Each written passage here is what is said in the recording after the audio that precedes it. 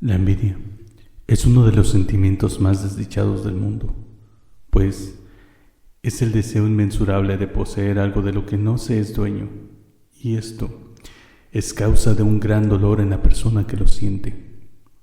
En la Ciudad de México, concretamente en la calle Plateros, allá para finales del siglo XIX, vivió una feliz pareja que se amaba mucho. Él, de oficio relojero y de nombre Felipe Lorenzana, tenía su local al frente de su vivienda y en él arreglaba los relojes que los acaudalados señores de la época traían de Europa y que solo él podía arreglar. Por su parte, Diana, que era el nombre de su esposa, una mujer muy hermosa, se ocupaba de atender la relojería, que además de taller, también era joyería. Siendo Felipe muy cuidadoso en su trabajo, se había llenado de una gran reputación, y en su taller la felicidad prosperaba.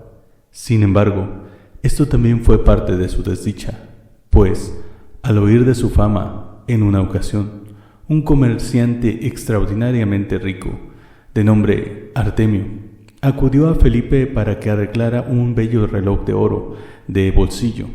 Aquel hombre, además de su apariencia tosca, era también una persona prepotente, con fama de maltratar a sus trabajadores.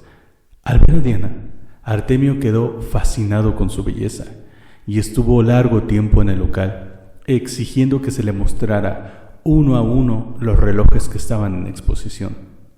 Esta obsesión de Artemio por Diana lo hacía acudir con bastante frecuencia a la relojería, con el pretexto que su reloj no quedaba bien, si no se atrasaba, se detenía o simplemente no funcionaba. Sin embargo, Felipe siempre le aseguraba que el reloj quedaba en excelentes condiciones. Esto, sumado con la lascivia con la que veía a Diana, hizo que la presencia del déspota ricachón fuera un suplicio para el matrimonio.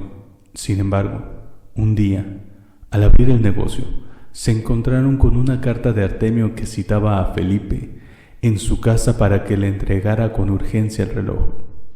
Felipe fue solo, dejando a cargo de la joyería a Diana, quien le encargó que, por favor, tuviera mucho cuidado, y él, a su vez, le pidió a su esposa que se mantuviera en espera de él. Diana se encargó de mantener la joyería abierta, y lo esperó hasta que tuvo que cerrar, y esperando, el sueño la venció. Pasada la noche, cuando despertó, vio que Felipe aún no había llegado, y un terrible presagio cayó sobre su espíritu. A los 2 días fue encontrado el cadáver de Felipe cerca de un barranco. Su cuerpo estaba acuchillado y, según las autoridades, fue obra de algunos malhechores que trataron de asaltar a Felipe. Después de 2 semanas, Artemio se presentó en la joyería. Sin ningún tapujo, le propuso a Diana que él podía cuidar de ella, ya que ahora estaba soltera. En ese momento, Diana supo que el ricachón tenía que ver con la muerte de su esposo, y esto la molestó muchísimo, quien no dudó en correrlo de la joyería y amenazando al rico mercader con denunciarlo a las autoridades. Pero sabía que no tenía pruebas y que sería difícil que la escucharan. Sin embargo, poco tendría que esperar para recibir justicia. Sobre Artemio empezó a manifestarse a la mañana siguiente un terrible suceso. Durante la noche, mientras dormía, Artemio soñaba con el ruido de un reloj, un tic-tac, que parecía más bien el sonido de un corazón que lo perturbaba, y la silueta de Felipe, que se acercaba a él. No durmió casi nada, y cuando Artemio despertaba, sentía que tenía que tranquilizar su mente de tan malos sueños. Cada mañana tenía por costumbre asomarse por una de las ventanas hacia su jardín, para dar ese largo vistazo que le recordaba que él era el dueño y que lo hacía sentir que tenía potestad sobre todos los demás. Pero en ese entonces, recargado en un árbol, y como si estuviera viendo hacia él, se encontraba el cuerpo de Felipe, y en las manos sostenía su reloj de oro. Artemio De inmediato llamó a sus criados y les encomendó que fueran a buscar a los enterradores del panteón, que sepultaran ese cuerpo y que lo sobornaran para que no hablaran con las autoridades. Tomó el reloj y lo escondió. Así pasaron los días.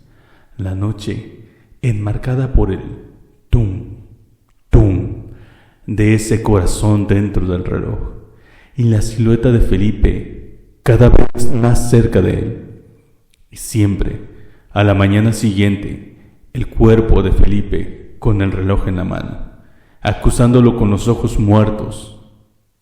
Artemio, cada vez más desesperado, escondía el reloj siempre en diferentes lugares.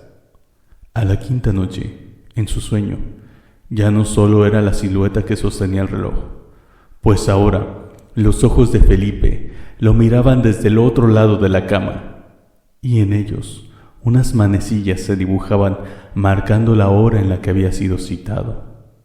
Artemio despertó sobresaltado y de un salto salió de la cama corriendo hacia la ventana, tembloroso y sudando.